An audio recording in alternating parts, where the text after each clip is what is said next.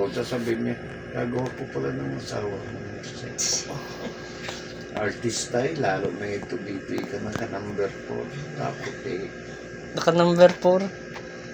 meron ako pandapan kaya mama mo. Noon, wala pang mga tawag doon.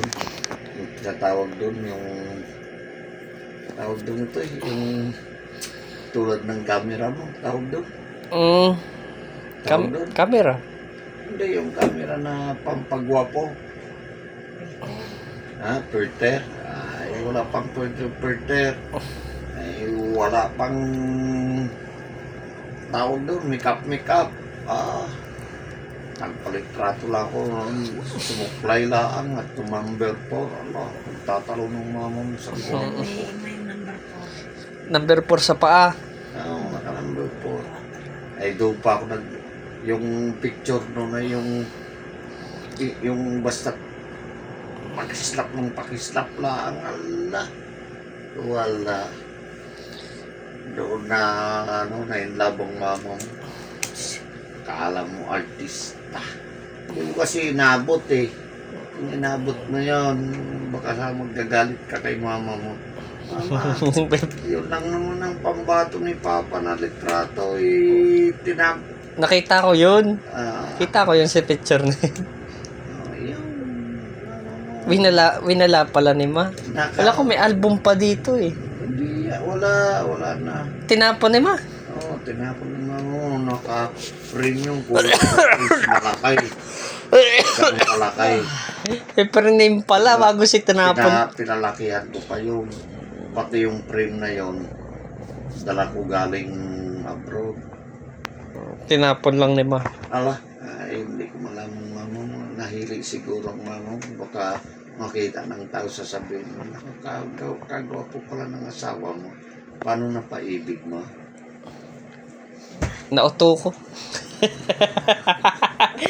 Nauto ko. Wala, mama mo. Palibasa na ubultikan ng kagwapuhan niya ay tinapon ng aking litrato. Kagwapuhan niya, no? Ay mapagkamalan siya ito inano eh. Ay... Yaya. Yaya na naman dati siya, Ma. Kagwapo eh. Yaya ng pins ng kapatid. Ginawang yaya. Kagwapo. Ay hindi maniwala ang mama mo na ako. Ay nung makita na yung jacket na yung dala-dala ko, pati yung t-shirt ko na yun. Wala ang mama mo ako na. Ngayon? Ay kahit na ano pang gawin na pag-circulate ng dugo. Chocolate ng dugo. Seeds of birth pa rin ang itsura. Maitim pa rin. Maitim pa rin. Umitim na. Ay sukat mo akalain papalitan ng dugo. Kasama ng lasa. Ay ang kinakain ay manok lang at saka isda. Tapos sasalinan ka ng dugo ng may dugong baboy. Wala, para kang magaling pang namatay. Di ka nga kumain ng baboy. Nasalinan ka naman ng dugo ng baboy. Kaya ayaw ko magpasalin ng dugo eh. Masasalinan. Masasalinan ng dugo ng baboy. Kaya ayaw nyo naman mag-donate. Baka may turok na sa iba. Ay, walang problema yung gano'n. Mag-donate. Walang problema yun. Hindi kayo nagdo-donate. Ay, hindi ako mag-donate dahil kalukuhan yan. Kasi sabihin, i-donate mo. Ay, pinagkakaperahan din. Tapos, pag ikay humingi sa, Nauna lang. SWD ng kailangan mong dugo. Magkanong bayad dun lang?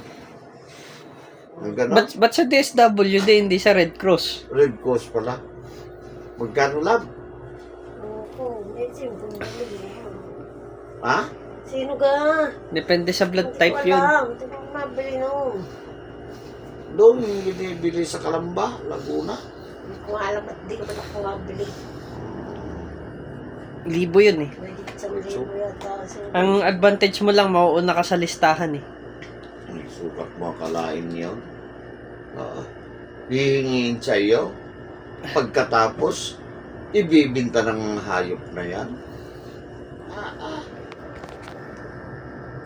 Ay, ikaw ang kinuhanan ng dugo, tapos ibibinta. Ay, wala. Ay, parang nangyari doon eh. Yun ang kasalanan sa Diyos. Kasalanan nun sa Allah subhanahu wa ta'ala. Dahil,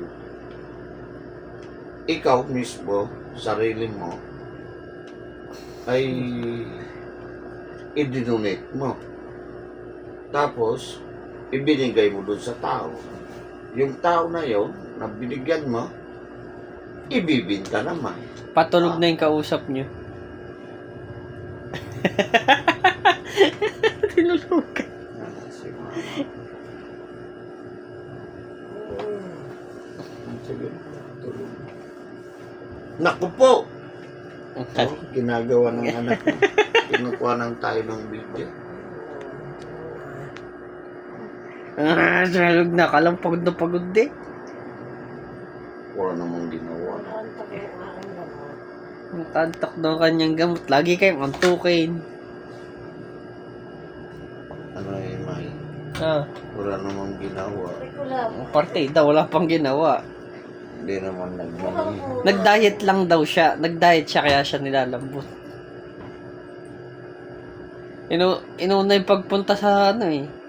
Alam na mahabang pila. Hindi man lang sumama.